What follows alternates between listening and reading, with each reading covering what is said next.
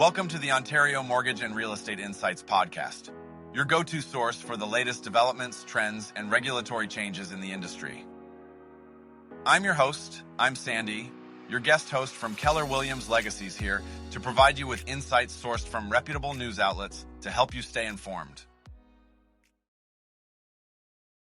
Steve Hamoan here. This is brought to you by Real Approved Inc., a trusted mortgage brokerage dedicated to helping Canadians achieve their home ownership dreams. Visit realapproved.ca to learn more about how our experienced team can assist you with your mortgage needs. Let's dive into today's episode. So, Steve, let's talk about the recent shift in expectations from some of Canada's major lenders regarding the Bank of Canada's interest rate decisions. It's quite a change of pace after that disappointing jobs report, isn't it? Absolutely, Sandy. Two of the largest lenders, Bank of Nova Scotia and the Bank of Montreal, are now predicting a rate cut later this month. They're expecting a 0.25 percentage point cut, which would bring the policy rate down to 2.5%. This shift comes after Statistics Canada reported a significant loss of over 106,000 jobs in July and August, pushing the unemployment rate to 7.1%. That's a pretty stark change, especially considering the unemployment rate has jumped by 40 basis points over the past year. It seems like the looseness in the labor market is really starting to influence economic forecasts. Indeed, and Doug Porter, the chief economist at the Bank of Montreal, pointed out that the current rates aren't low enough to spur the housing market, which is crucial given the ongoing uncertainties. He mentioned that while monetary policy can't solve issues like the trade war, it can certainly support other parts of the economy. It's interesting how even with this bleak jobs data, some economists, like those at the Royal Bank of Canada, still expect the Bank of Canada to hold steady on rates. It shows how divided opinions can be in the financial world. That's true, Sandy. But the odds are heavily leaning towards a cut, with traders in overnight swaps placing a 90% chance of it happening.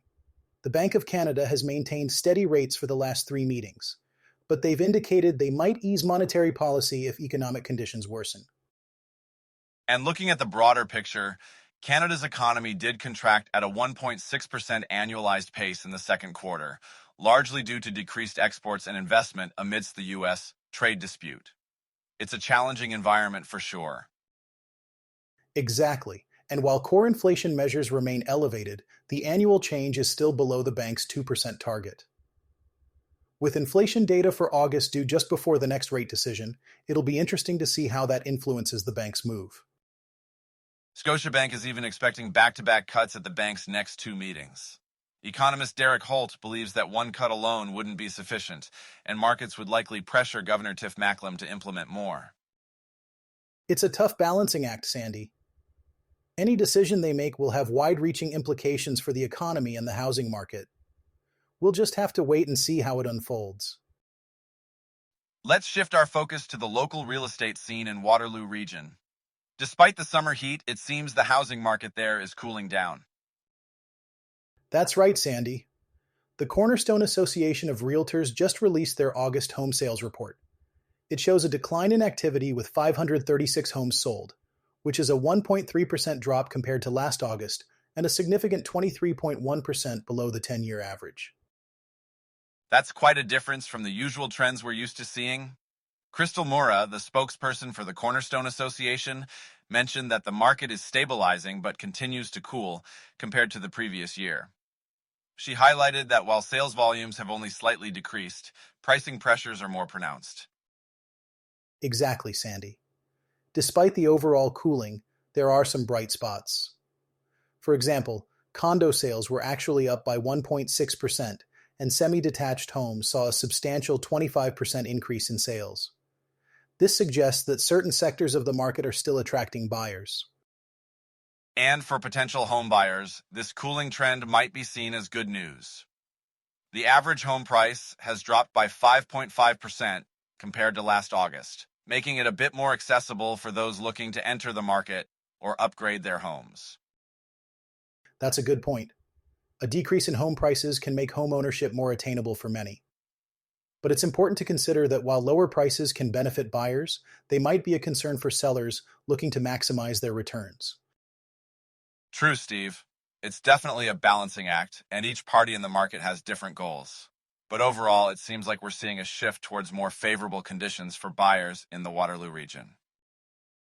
Yes, and it'll be interesting to see how this trend unfolds in the coming months. With these changes, both buyers and sellers will need to adjust their strategies accordingly. Steve, have you seen the latest proposal for the Barrie skyline? Pivian Developments is planning to reshape it with five enormous towers, some reaching up to 56 stories. It's an ambitious plan for the city. Yes, Sandy, I have.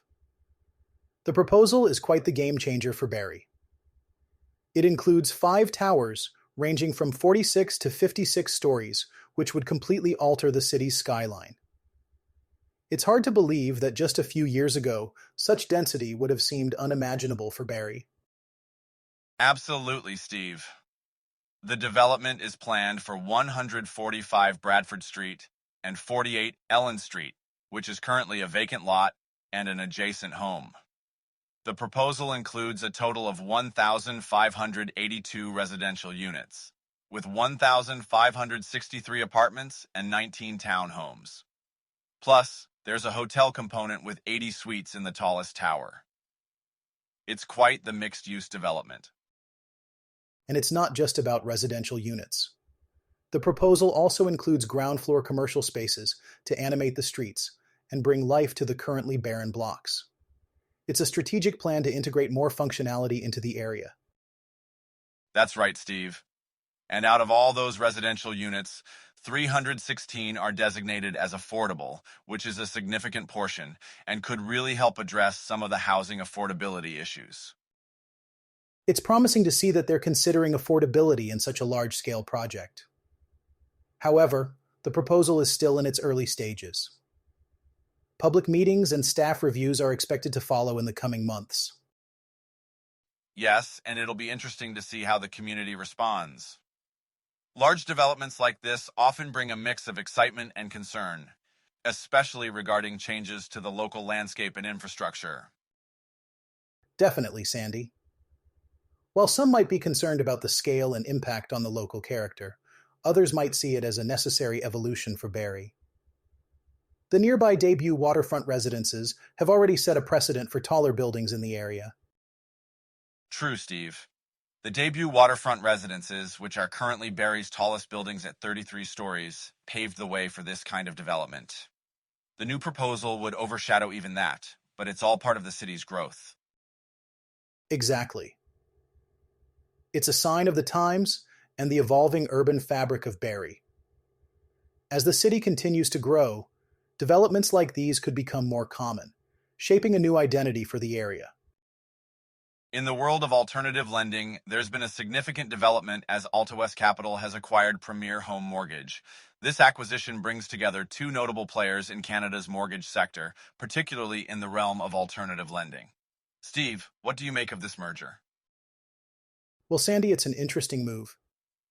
Alta West Capital, a Western Canadian alternative lender, has been around since 1991. They've taken over Premier Home Mortgage, which was established in 1985 in British Columbia. George Boutros, the chief executive officer of Alta West Capital, emphasized that this acquisition is about scaling up and optimizing economies of scale.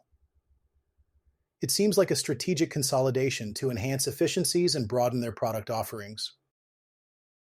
It definitely sounds like a well thought out strategy.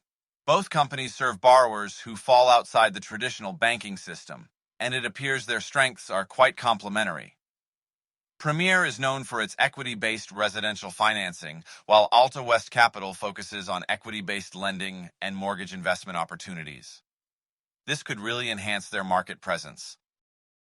Absolutely, Sandy. John Mercury, the president and chief executive officer of Premier Mortgage, mentioned that this deal would expand business operations and drive growth and diversification. It's not just about the immediate benefits, but also about creating long-term value for stakeholders, particularly investors and broker partners. This merger is about aligning their strengths to capture a larger market share. And Steve, this comes at a time when Canada's private lending sector is experiencing rapid growth and transformation. It's interesting how private lenders and mortgage investment corporations are now attracting a wider range of borrowers, including those with strong credit. The stricter lending standards at major banks have driven even high credit score borrowers to seek alternative financing. It's quite a shift in the industry. That's true, Sandy. Armando Deseri, Alta West Capital's chief sales officer, pointed out that private lending is no longer just for those with bad credit.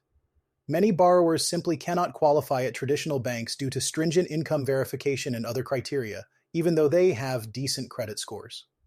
This acquisition positions Alta West Capital and Premier Home Mortgage to better serve these borrowers who need alternative financing solutions. It's clear that the alternative lending space is evolving, and this acquisition is a testament to that. It'll be interesting to see how these two companies integrate and what new offerings they might bring to the market. It's a dynamic time for the private lending sector, and this merger could set a precedent for future consolidations. Indeed, Sandy. As the landscape of lending continues to change, both companies seem well positioned to adapt and thrive. This could be a game changer for them and the industry as a whole. Thanks for tuning in to another episode of the Ontario Mortgage and Real Estate Insights podcast. We hope you found today's insights valuable as you navigate the world of mortgages and real estate. Before you go, a quick reminder, Real Approved is here to make your mortgage journey smoother.